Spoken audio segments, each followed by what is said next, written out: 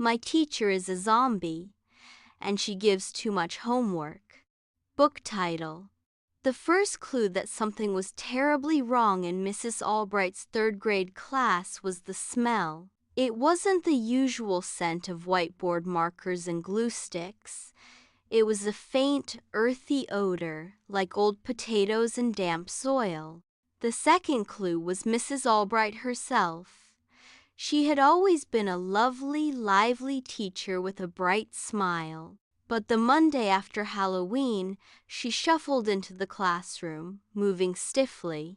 Her skin had a pale, slightly greenish tint, and her voice, usually so musical, was now a low, drawn-out moan. "Good morning, children," she groaned.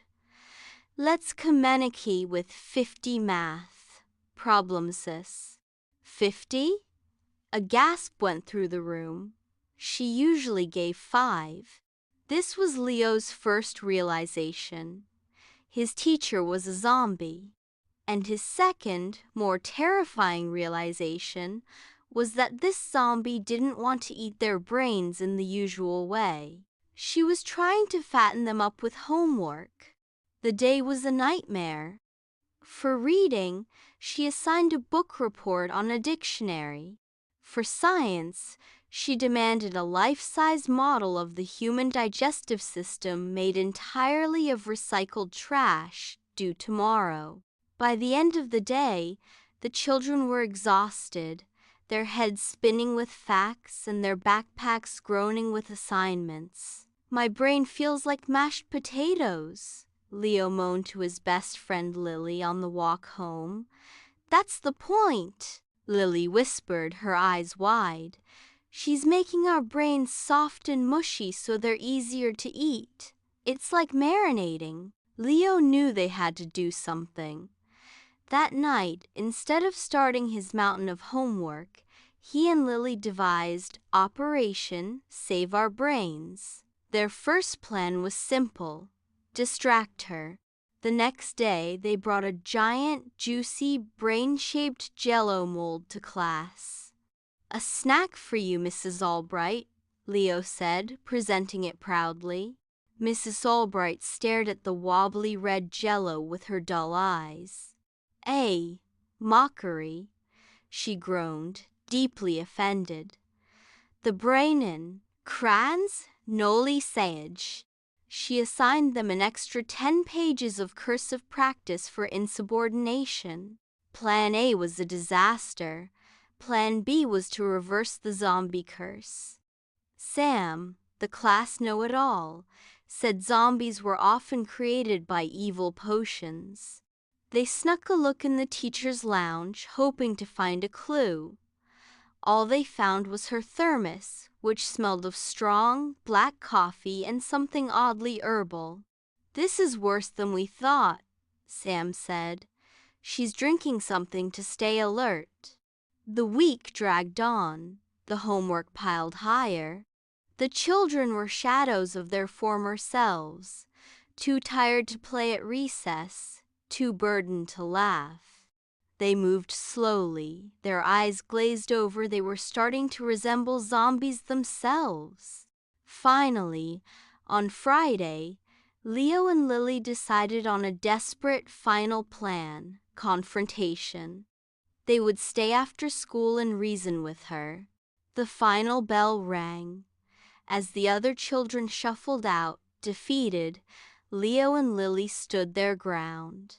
"Mrs. Albright," Lily began, her voice shaking, "we know you're a zombie." Their teacher looked up from the towering stack of homework she was grading with a red pen that dripped ominously. Her head tilted.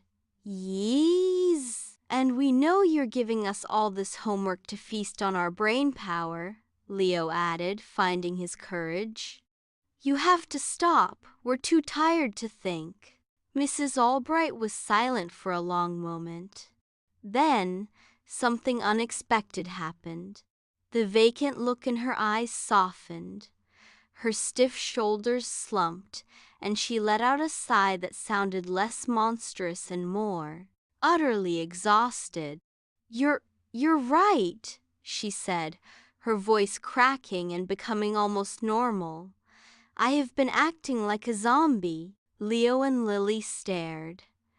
It's the principal's new academic excellence initiative, she explained, rubbing her temples. So many new lesson plans, so many reports, so many meetings. I've been working until midnight every night.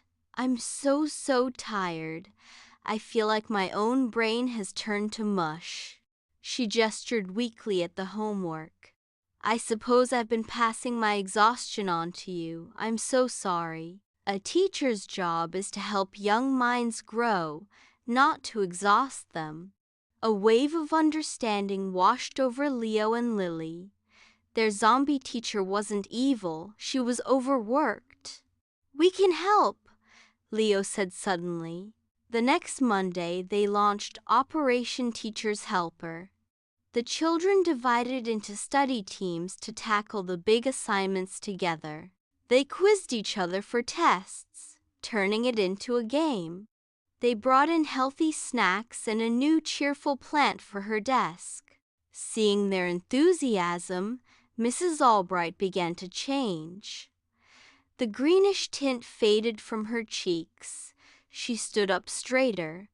Her shuffling became a walk, and then a bounce. The sparkle returned to her eyes. When the principal came to check on the academic excellence progress, she found a classroom buzzing with cooperative learning and happy chatter, not silent, tired drudgery. Mrs. Albright smiled a real, genuine smile. We've found our own path to excellence, Principal Vance. The principal, seeing the engaged, bright-eyed children, had to agree. The homework became reasonable again. Mrs. Albright was once more their fun, energetic teacher. Leo and his classmates had learned a valuable lesson. Sometimes, a zombie isn't a monster who wants to eat your brain, but someone whose own brain is just desperately in need of a break. And the best way to fight a homework zombie isn't with weapons, but with a little bit of help and a whole lot of understanding.